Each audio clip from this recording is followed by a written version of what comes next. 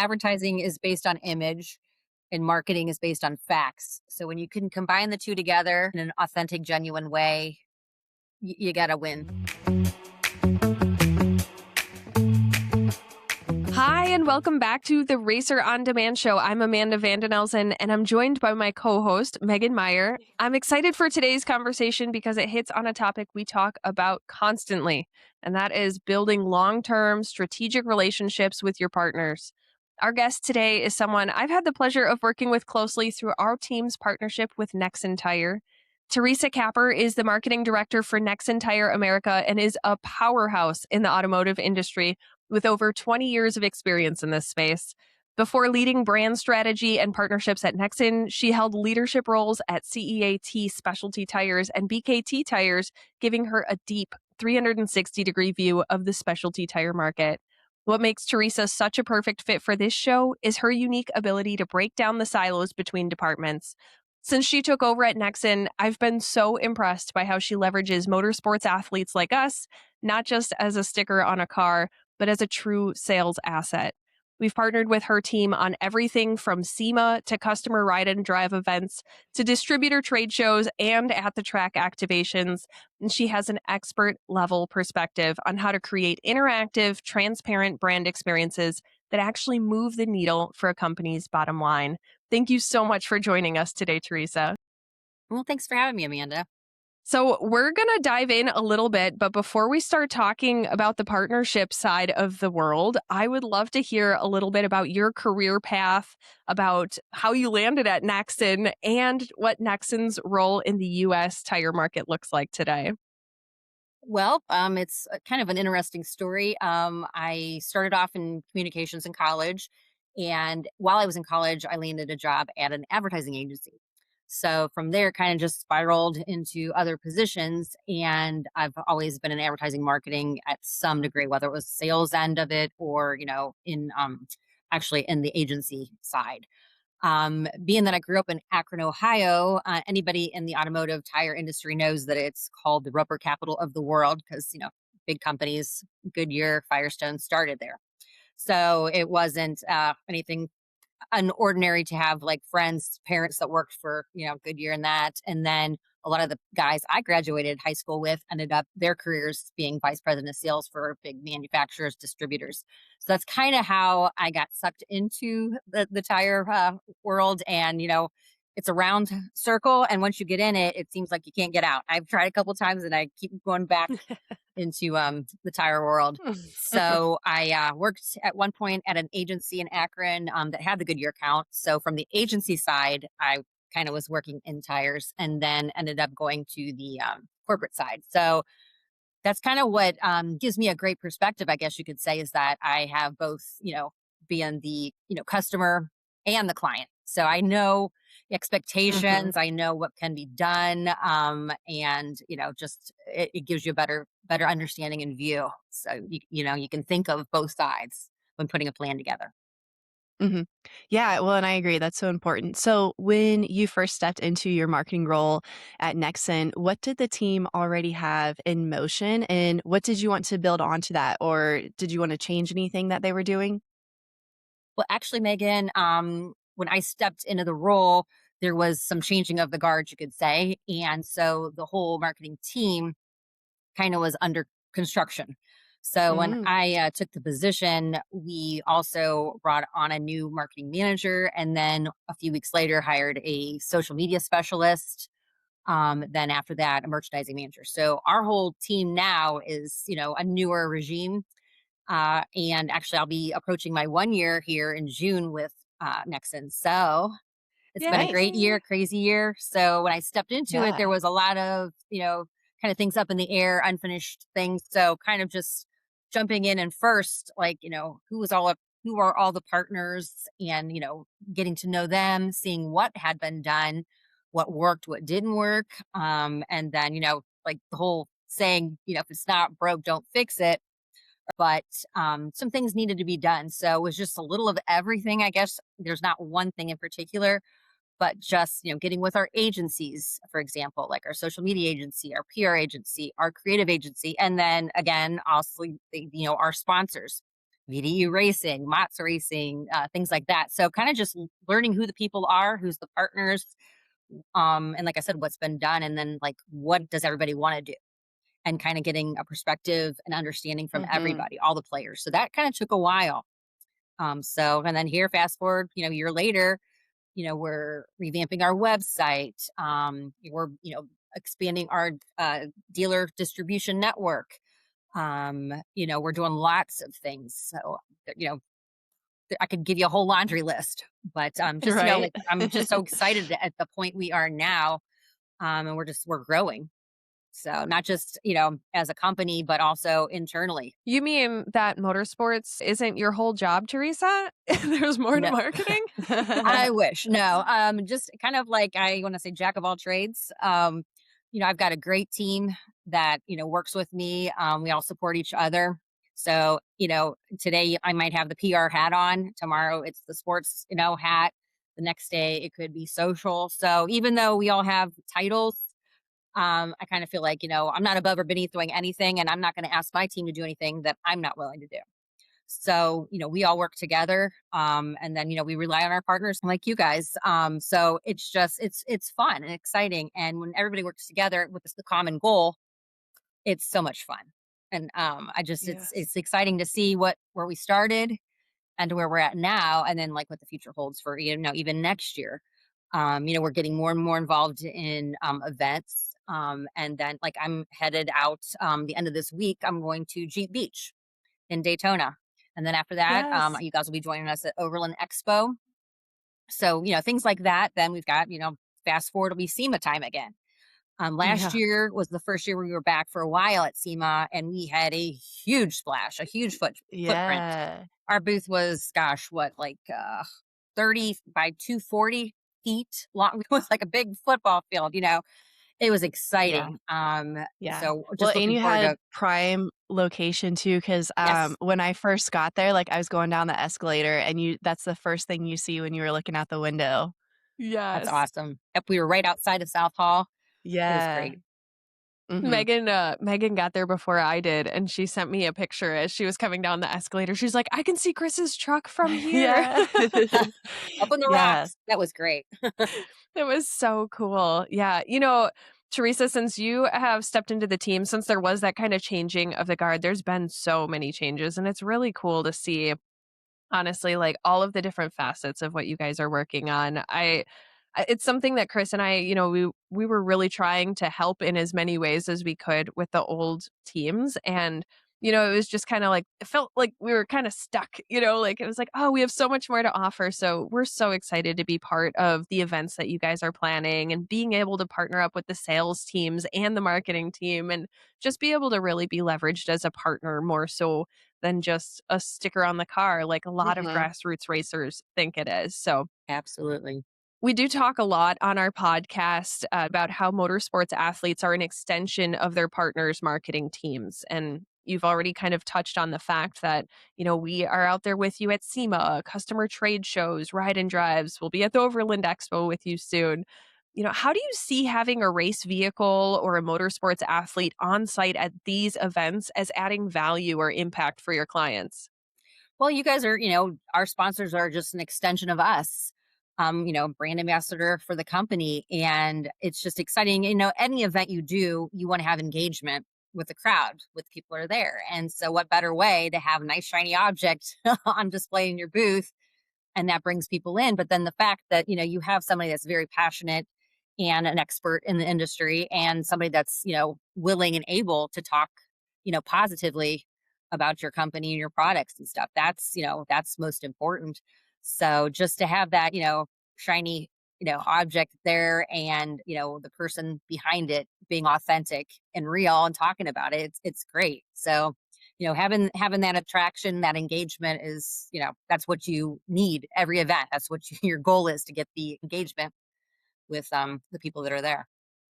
Mhm. Yeah, exactly, and, we've done lots of displays, with our dragsters, and yeah, I mean, yeah, exactly, like, you're an extension of the brand, like, when there's, customers or people that are walking around and they come up to, the driver, they do want that, they want their honest input of the quality and how they like the product that it is that we're there to promote.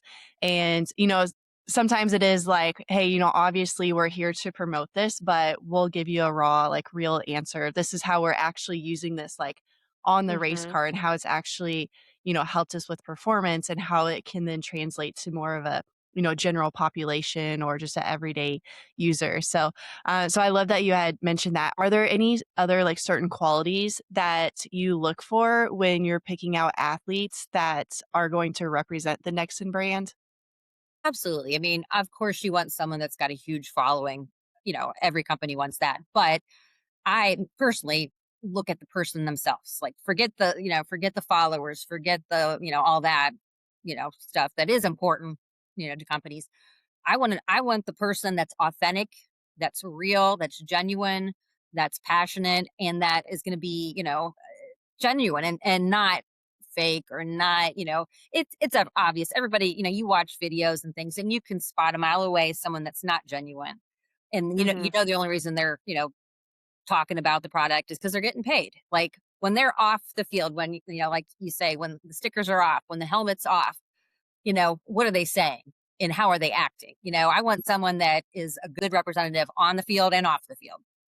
So as soon as you get out of that, out of the booth, out of the vehicle, whatever, are you going to be talking positively about our tires? And I very confidently can say I know for a fact, that you guys are. So that's something huge. At least from my experience and my personal views, I want an authentic, genuine person. And if they have fewer followers than another person, to me that's more important. And it Mhm. reflects and people know.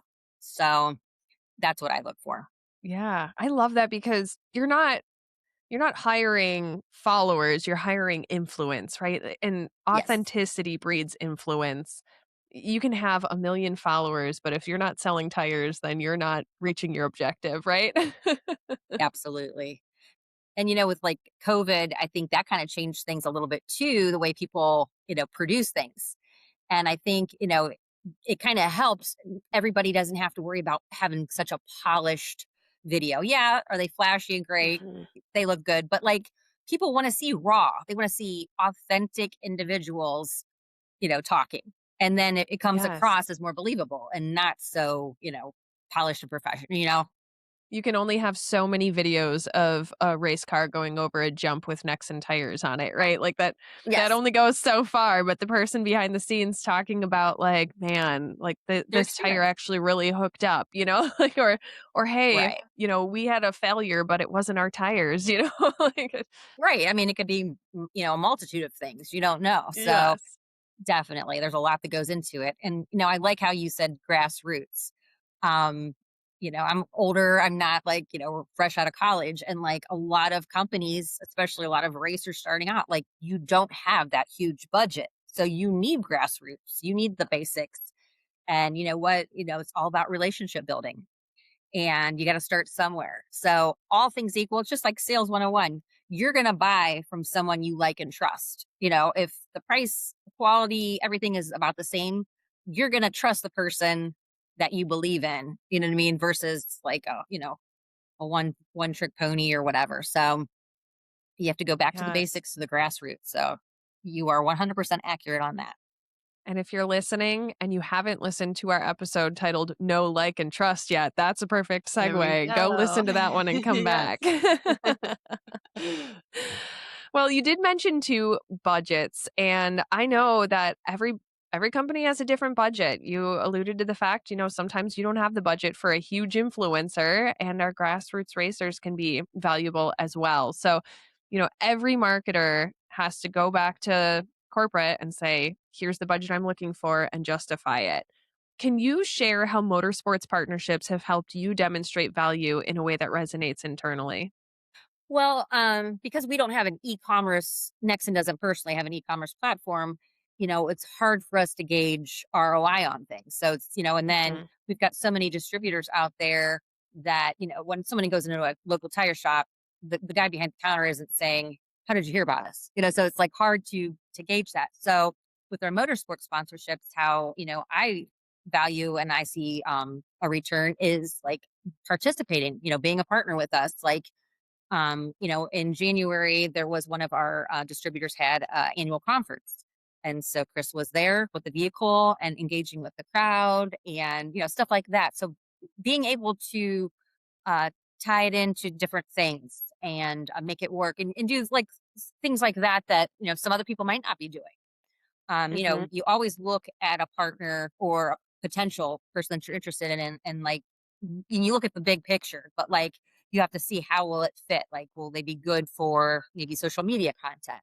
Would they be good for events? Would they be good for web stuff? Like, you kind of just gotta look at the big picture. And then some people might be better at one thing versus another. So if you don't have a huge, huge budget for a big, big name, then maybe you go a route where you pick a few micro influencers or somebody that's just starting out but doesn't have a big following, that doesn't have a big, a lot of podium wins behind them.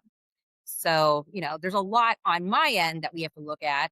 And of course, corporate wants, the big name and the podium wins and stuff like that. But like that can change in a heartbeat too. Yeah. You could always be at the top of your game and something happen. It might not be a tire blowout, but it could be your engine drops or anything, transmission blow. Yes. So, like you said, there's a lot of factors. So you can't just look, at just the wins now. You have to look at the person and then how is that person going to be best utilized? Because everybody's got, different qualities. And some racers might not like really like to be in front of the spotlight. They just like to race. So then you got to, they have to find a partner that might be able to utilize them a different way. So there's a lot Mhm. of things that go behind the scenes and planning and things like that. So I really like the way that you kind of talked about like how to utilize different racers in different ways. And I think, especially in the trade show example that you gave, it's important that racers recognize like you're going to be spending money on a trade show booth regardless. You're going to be paying money to put something engaging in that booth. And like being an asset as a motorsports athlete is being that engaging thing that you're hiring to put in that booth, Mhm. right? Exactly. And it goes every way. You're going to be spending money on content. What makes motorsports content valuable? well, and it also helps too when, the racer is, at an event or a booth. They're getting more exposure too. So it helps, grow their fan base as well. So, Yeah. it's kind of a mutual win-win, you could say, for both, the individual racer and the partner, the sponsor. Yes. Mhm. 100%. Yeah. Well, I know, like at trade shows and stuff, you're also there to sell the products, right? Like we don't want to just educate and promote them. We want to actually sell them, work with the sales team. So, and we've kind of mentioned a little bit on here how, working with the sales team and functioning that way and not just advertising. So, can you tell us a little bit more about how you have leveraged motorsports to create that bridge between the marketing and sales? And are there like other ways you're doing it outside of just trade shows? Yeah. So, our PR, for example, putting that out there. There's the, top three trade publications for tires, getting the press releases out there. Hey, we're sponsoring VD Racing again for like the sixth year, or whatever, kind of using it. Wherever we are, yeah. Yeah. So I'm 6 plus, I guess. Putting that That's out good. there. But then also like, you know, using the testimonials, like you said, you're using the tires, on the race vehicles, but then on your personal cars as well. And you wouldn't be doing that if they weren't good tires. So being able to like get Mhm. testimonials from our racers and that we leverage that in our trade publications and our ads, things like that. So, that's not, at an event, but that's, printed material or could be social media, could be a post on our platforms, or we're revamping our website. We could throw some testimonials on the website too. So just kind of taking that one piece of content and thinking, okay, how can I use that? How many different ways? And you might just wrap it up with a different bow on top. But just Mhm. everything we do has to have a reason to do it, and have a purpose, and just find the best home for it. But everyone has their, better qualities. So, like I said, the racers out there that might be listening that are thinking, oh, what do I do? Like, if you don't like public speaking, then find a sponsor that maybe doesn't do a whole lot of events, and you're just, you're recording the content that's used social media or something like that. But Mhm. there's a, like I would say, there's a chair for everybody. There's a seat, there's a place and a fit for every athlete. I think, Teresa, one of my favorite events that we did with you guys so far, which I feel like in the last year, I feel like we've done some really cool stuff together just since you guys have joined the team. But my favorite one by far was we had to trek home from Glen Helen. We were racing out in California, and 2 days later, we had to be in Chicago for a ride and drive event. You guys were releasing 2 new tires, and you Yes. invited in over the course of a couple of days. The first day was all media and customers, and the second day was all of the sales teams. And being able to hang out not only with like the media and the customers, but then the sales teams also, and talk about our experiences with our tires. Obviously, we didn't have the new ones, but on the roadie and ATXs that we have on the race truck, and we had the race truck there, and like that was such a cool event. Being able to work with the sales side kind of gave us a new outlook on how to work with Nexen Tire as a whole, how to leverage that partnership a little bit differently too. So that one was my favorite personally. That was a Yeah. lot of fun. It was educational but entertaining, but then it goes back to, we did that for relationship building with our dealers too. So, and that strengthened, right there, like you said, that strengthened the relationship you guys had with us, with Nexen. And Mhm. you got to see and talk firsthand to our distributors, and they got to hear from you, like, so it's, the big trifecta, I guess. Mhm. Yes, yeah, exactly. And those dealers now, whenever, somebody walks into their shop, or whenever somebody walks into their customers' shops and is asking for tires, and they're calling the distributor now saying, "Hey, what do you have that fits this?" And they're looking at the list of tires that they have in stock. They're going to remember that ride and drive event, and they're going to say, "You know what? I actually talked to a race car driver that uses these tires to race short course off-road. I think they'd work really well on your F-150." You know? Yeah.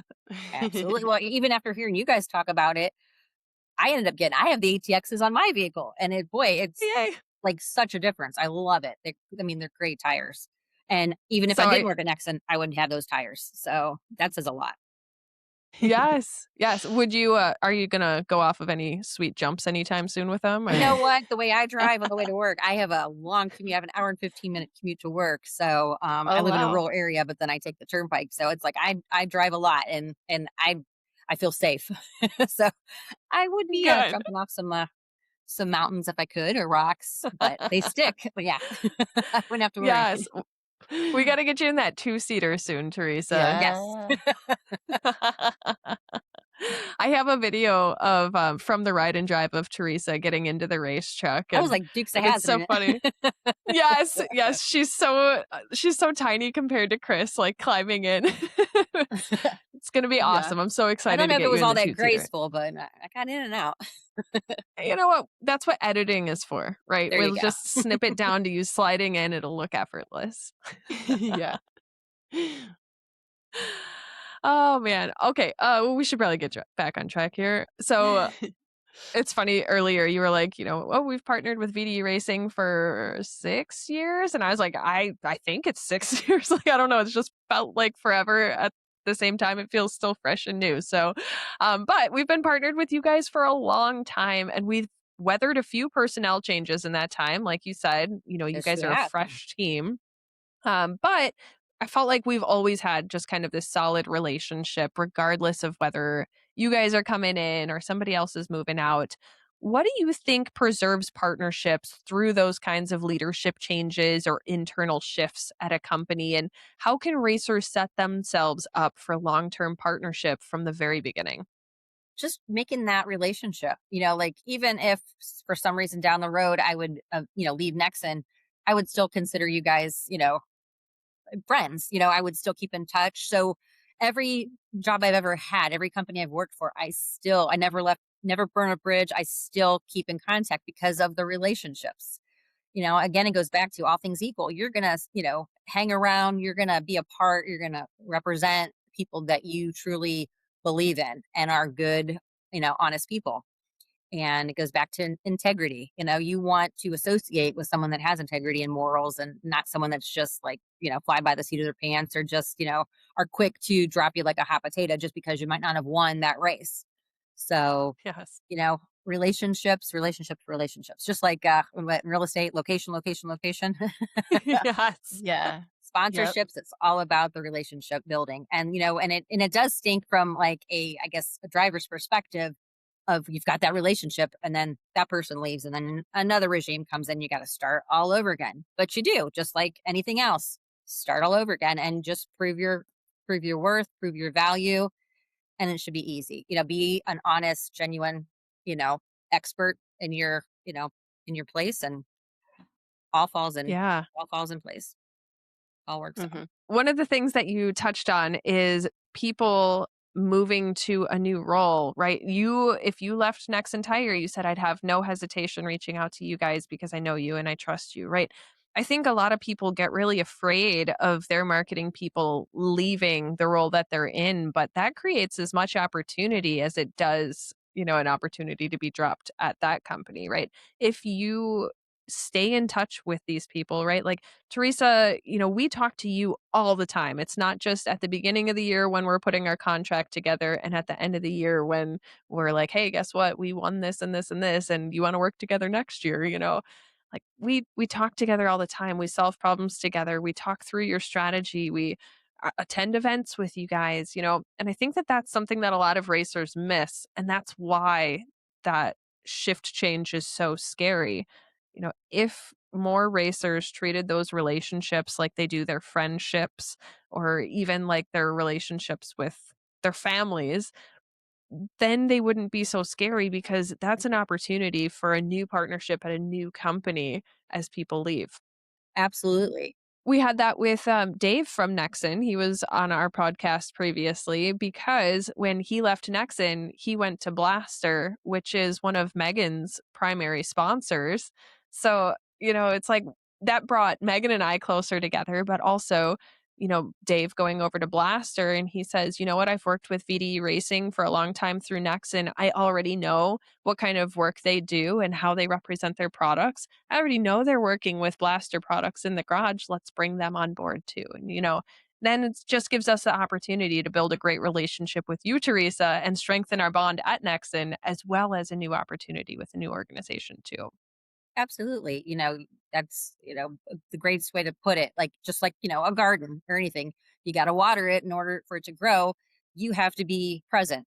You have to be relevant and just, stay in contact. Don't just wait until like right before the race or right before the season starts. Hey, how's it going? Mhm. And then a lot of times, no's okay. Everyone hears no. You're not always going to hear Mhm. yeses, but like, think, why is it a no? Is it just no, not now, we don't have the funds? Or no, we hate the idea, can we change it? Like, so, for someone that's looking for sponsors, don't just take that first no as like, oh, they hate me, or oh, this is gonna work.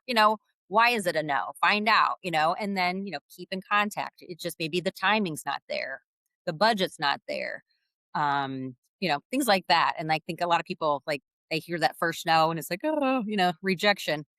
But just Yeah. think, Mhm. sometimes I look at it like rejection is protection. You know what I mean? Like, maybe it just wasn't the right time. Things weren't aligned, and then maybe it wouldn't have worked out, or whatever. So Hmm. just, keep at it. Be confident. Be proactive. Be persistent. Not annoying, but persistent. Right. And I get bombarded with people all the time. I try to respond to everybody and say, "Hey, thanks for reaching out. Thanks for thinking of Nexen. Unfortunately, it's a no right now. If anything should change, I'll keep your contact, on file or something." And I try to do that because, I've been on the other end of things too. And it's just like, you just want to know, because if not, you're going to keep trying until either you get Hmm. that absolute no, or you get that yes. So Mhm. Yeah. Yeah, I think it goes back to, like, racers just not having the experience enough, like, they might be too hesitant to reach out because they are scared of getting that no, so then they're holding themselves back because they don't wanna be rejected, but then they're not, actually getting their foot in the door for something that, yeah, could happen down the road, or maybe it just wasn't a good fit with that company, but if, that person uh transitioned to a different role or went to a different company, then maybe it could be a better fit over Mhm. there. So yeah, so it's always about, it is a risk, but kind of, I guess, measuring that risk to reward ratio Bingo. Yep. for it. But yeah, but Yeah. you're never gonna get a sponsor if you don't try, right?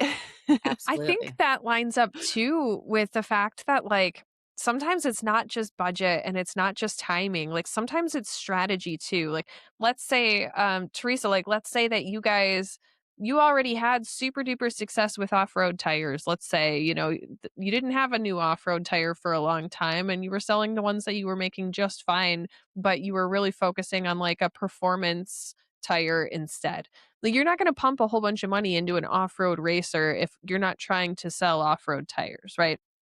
But, if you're approached by a road racer in that instance, then the strategy might line up better just because they're able to offer a different product or a different, um I say product, but I think the racers that are listening might struggle with that. They're able to offer a different experience and a different connection to their Mhm. audience that's gonna sell the product that your strategy is actually focusing on, And maybe that does line up with timing and stuff, but I think there's a lot of factors behind the scenes that racers don't think about. Like, when you're walking a trade show, what kind of a product is the company pushing right now? And does that line up with the sport you compete in and the demographic that you have as fans, And that makes a big difference.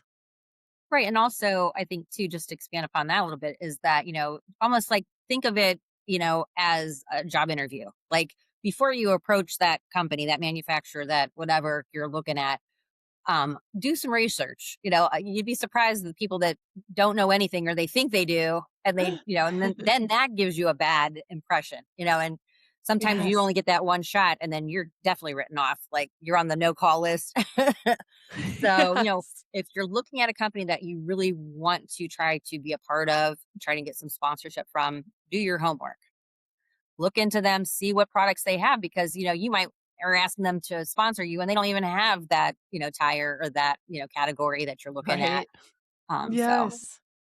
Mhm. Yes, I had a racer reach out to me on Instagram yesterday, and he said, "Hey, I would really love to be featured on your podcast." And he just gave me some details about like how he wanted to share his story and inspire other racers. And I didn't say it meanly, but I just responded back like, "Hey, have you listened to our podcast?"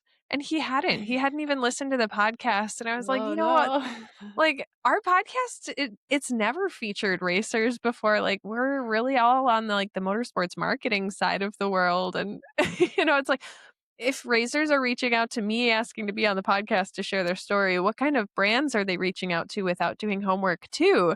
You it know? happens. Yep. It Yeah. happens. Yes, and that's a Yeah. that's a big black mark there. Mhm. Yeah. Yeah, well, I have, a little story. So I had got pregnant in 2021, so I took off a year, from racing, and then when I was, ready to come back to it, I, had to look for some funding, and so I had reached out to one of the partners that we worked with previously, just because we did, still have a great relationship with them. And it was just gonna be the normal pitch of, like, what we had done the few years before, like, let's just pick up where we left off, and I'm so glad that I I had a presentation or, like, a slideshow or whatever to share with him, and I'm glad that I didn't actually send it to him because, yeah, like, I had checked out their website, which I hadn't done before, but I was, like, doing my research and, like, looked at LinkedIn of, like, what are they sharing over there, and saw it's something completely different. Like, they had created a whole new, company and a whole new brand that they were promoting, and it had absolutely, like, nothing to do with what I was totally gonna pitch to them, and it was like, "Okay, I'm so glad that, like, I wasted my time trying to make a cool presentation, but it was, definitely worth it not to share that with them because then I feel like it would've just kind of closed the door of, like, oh, hey, they're instead, they would have been like, "Hey, we've got something else over here that would actually, we want to promote this instead."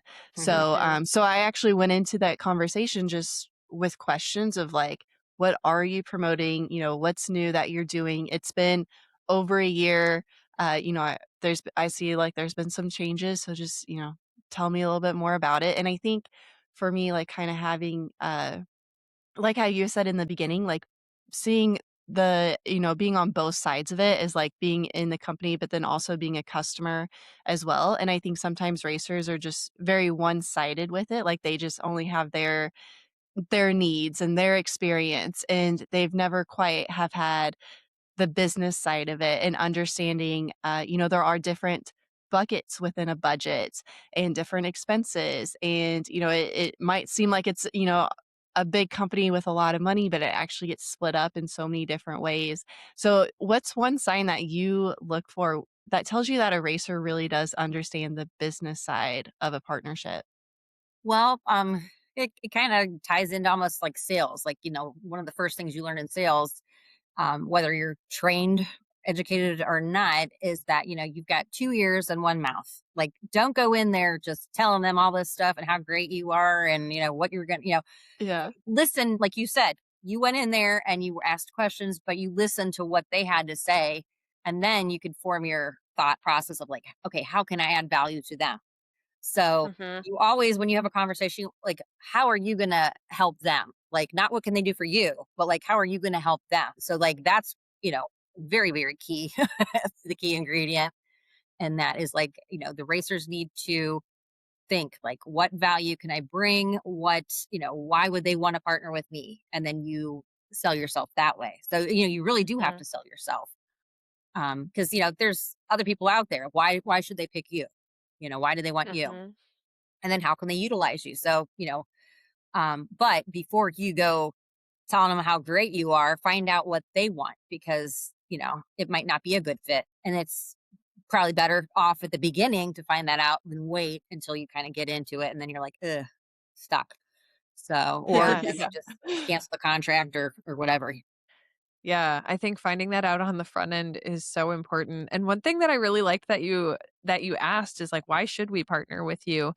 And so I've been doing an Instagram campaign where I'm reviewing racer Instagram profiles from the viewpoint of what would a sponsor think if they landed on that page. And so I'm giving people candid feedback on that. And the thing that I keep repeating over and over and over again is like, your profile doesn't really tell us who you are or why you're different. And I think that racers don't just lack that on Instagram, they lack that when they're talking to sponsors as well. Like, if a racer walks up to you, Teresa, and says, like, I win all the time or I have really great lap times, like, that doesn't translate to what they can do for your business or Hmm. what kind of demographic they're reaching that's different than Mhm. another racer in the same Yeah. series who's racing Or the I c same or kind I of can race put car. your logo this big on my car. Yes. Like, great, you can buy a billboard or something too. So, There's, I right I now, think it's just crazy from when the time I started off, in advertising and that until now, there's so many options out there. There's so many platforms. There's so much you can do. And like, unless you have this like unlimited budget, you can't do everything or you can't be yeah. really big at everything. So you got to be very um, careful in choosing what you do and what you pick Mhm. and and think about like how are we going to use that and like you kind of have to like I also think okay can we use that in other ways too not just the one time like what else could we do with that like so yep it's Yeah. hard I mean it is I will be the first to tell you it is like so much harder these days than it was way back when so you got to break through all the noise and the clutter to actually even get to somebody at this point so that's Yeah. why, again, goes back to the relationships. If you know somebody, sometimes that's help to get you the in, but definitely key. Yes. Yes, 100% agree. All right. So you've talked about how it's harder now than it was before. Looking ahead, what kind of trends do you see coming in automotive marketing that you think racers should be paying attention to if they want to continue to stay valuable to the brands they're working with? It's a good question. Um, again, I can't reiterate it enough. It's that relationship. If you've got that relationship and you are willing to grow with the manufacturer in the good times and bad times, and say, like for an example, say, you had a $100,000 sponsorship and the next year their budget got cut by corporate, not by them, but by corporate, and you had to cut back and take less instead of that racer being like, "Oh, I'm not working with you." Like, ride it out with that sponsor. Ride it out, like, because the next year, then when things pick up, budget's going to go back up, and then you'll be right there with them too. But like, if you're not an extension of the brand, if you're not an extension of the team, like, I think of you guys as family. Like, you guys are part of the Nexen family. You're on the opposite side, but we're all in this together. We all have the same goal. So you just, keeping with that relationship, because if, you decide that, you're too good, or you just don't want to stay in, just like in your marriage or whatever, we're getting divorced. Like, then what happens? Right. Then you got custody with the Yeah. kids and the dogs and this and that. It's like, it's not worth it. Be an authentic, I don't genuine person, and it'll all work out.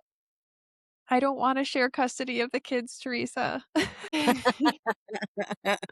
Yeah. Visitation, please. Oh. Yes. Yeah. I wanna see Emily and Josh.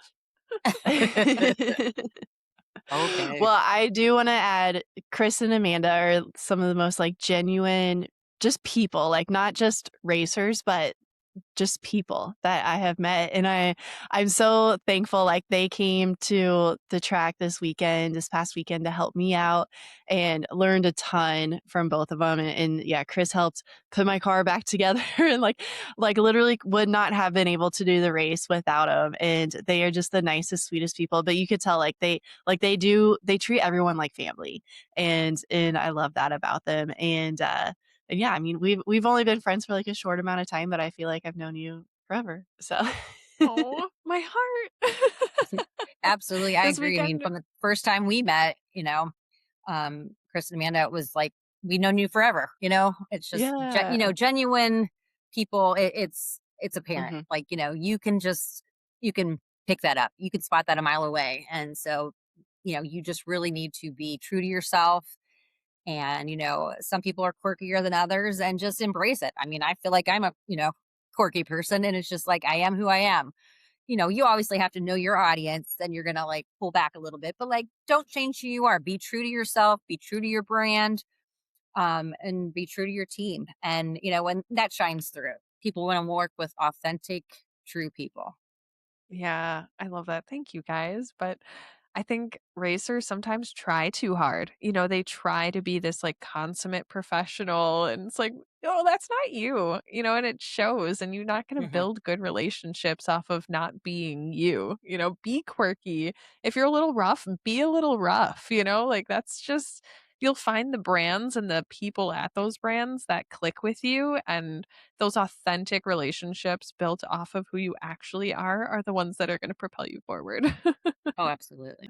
I mean, when I launched Racer on Demand, I built it off of meaningful connections. That's my number one value, is building meaningful connections between racers and partners, but also between racers and fans. And I think, once racers can kind of just like shake off the jitters, shake off the what they think people want them to be, and start being themselves, like, they build such better relationships, not just with their partners, but they attract the fans that are actually going to buy things from their partners because that brand alignment is much more strong. Yeah. This is true. Yeah. Advertising is based on image, and marketing is based on facts. So when you can combine the two together in an authentic, genuine way, you got to win. You can't go wrong that way. Yeah. That's well said. I feel like we buzzed through these. Man, we're Yeah, we efficient did. today. We're Yeah. never efficient. There is one thing that I think I would really like to just kind of double click into, Teresa, and that is that previously, while we were working with the others who have filled your role, like, it felt like marketing really operated in a silo at Nexen Tire. And I think one thing that I've seen you really shine at is bringing marketing and sales functions closer together. I think that previously it seemed like they were kind of working next to each other instead Mhm. of together. And I'd love to hear just from your side what that's like to use marketing to drive sales more. Like, how do you drive those two functions to work more closely together? And how do motorsports kind of play into that? So, right now, like our whole goal with our marketing and sales is we're kind of twofold.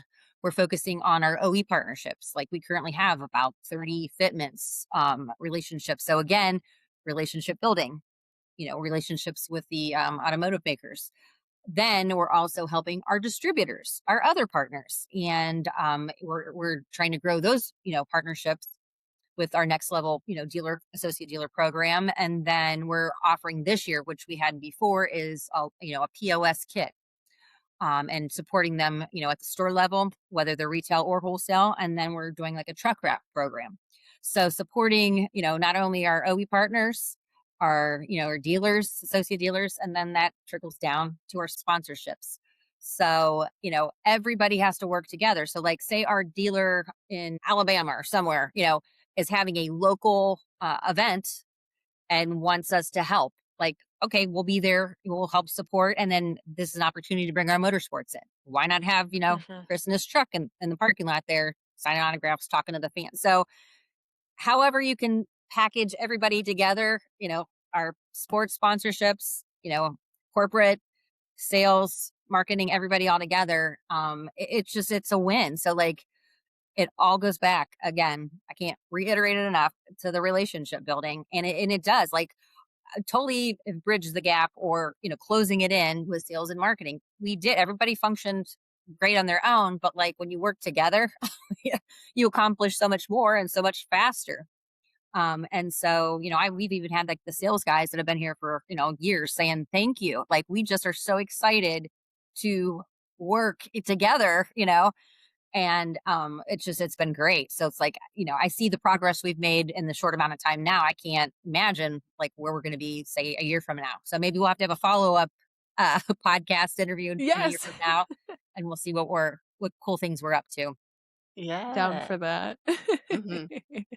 And you know what? Like it shows, even if we didn't talk to you guys about this kind of stuff, it shows because like salespeople are talking to me and Chris all the time on LinkedIn. Like they're excited about the marketing world, which I mean, I've worked in the tire industry too, and that is not always the case that salespeople are excited about marketing. They're very like boots on the ground, move units, drive profit. They're incentivized to sell tires. They're not incentivized to do events. No, but So they need that marketing support. And when they get it, boy, then it's so much easier to focus on the sales and move the needle. yes.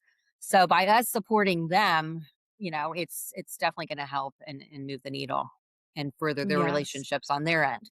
Yeah, well, and I think that's something that racers can, the companies that they are working with are using that as a way, of, hey, use me as an asset with one of your partners. Like it might not be like the company itself, but yeah, who are their retailers and distributors and, whoever's selling their products. Yeah, if they're doing an event, bring me out. And I think sometimes Mhm. racers just don't quite think that far out or think like, oh, hey, like if it's not, just a direct connection, then I'm not useful. But I think, yeah, that's where the motorsports and the sponsorships can come in, to help strengthen your relationships with your partners by bringing in like that third party and the motorsports side of it.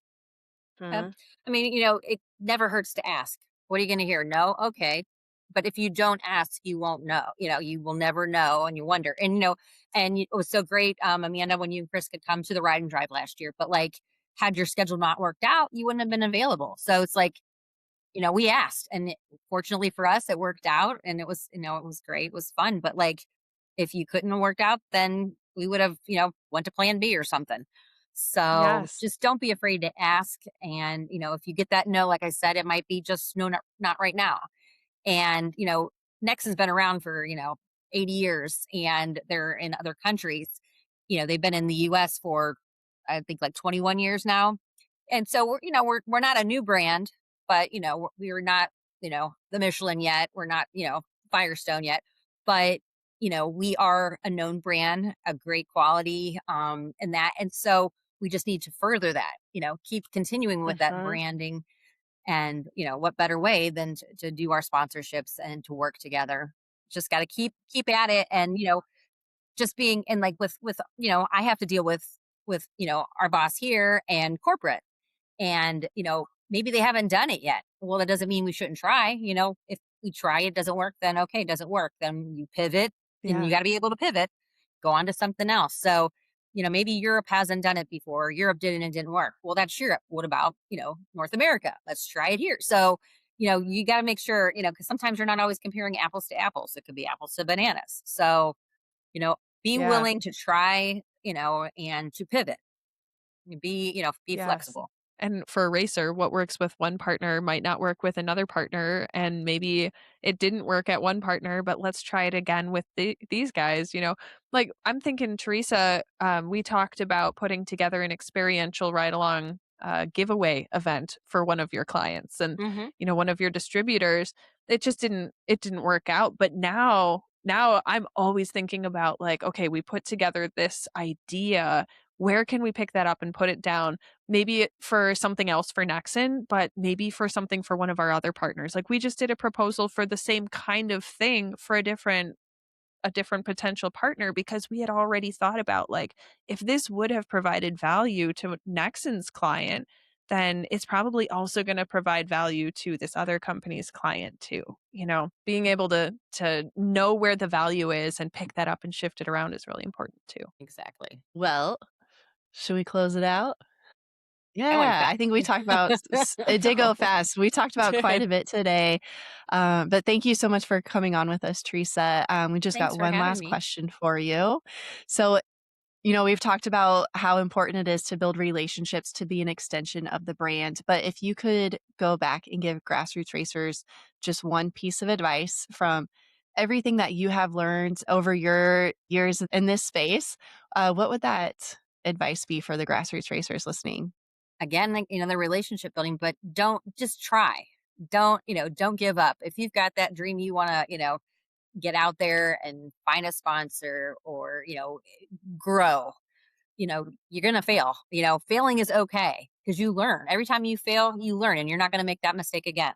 So just continue to try and, move forward, pick yourself up. Every time you get knocked down, pick yourself up. If you get a no Mhm. from one person, you're going to get a yes down the road. It's, just keep trying. Just don't ever give up. Awesome.